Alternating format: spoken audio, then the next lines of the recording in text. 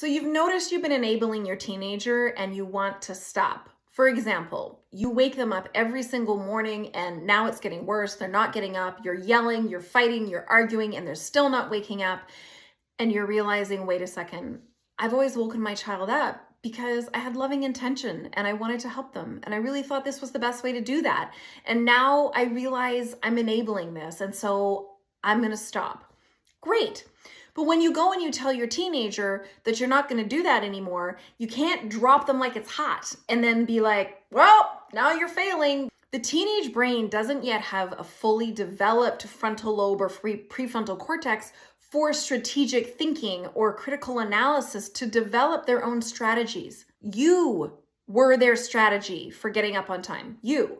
So if you see this pattern, and you're choosing to step back from it, here's what you need to do. First of all, own your part in it.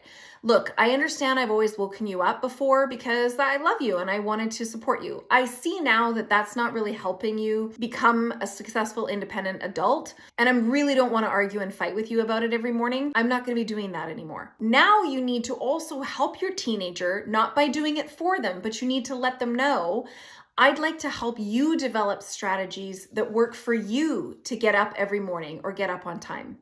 Now, it doesn't mean, again, you can give them suggestions and they're going to try a bunch of things, but I guarantee you they're going to fail. They are going to fail at first.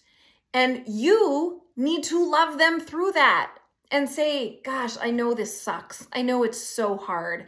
Learning new habits is really hard. I'd love to support you if you want to come up with different ideas.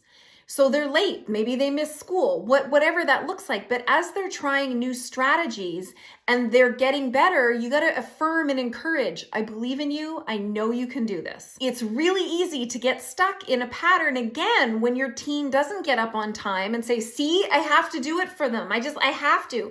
No, you don't. Or say to your teenager something that sounds like shame or condemnation or criticism because they're not doing it themselves. Because again, they haven't yet learned their own best strategy to do that. And a side note, if your teenager's not getting up on their own on time, it could also be that they're not getting to bed on time because sleep is critical for the teenage brain.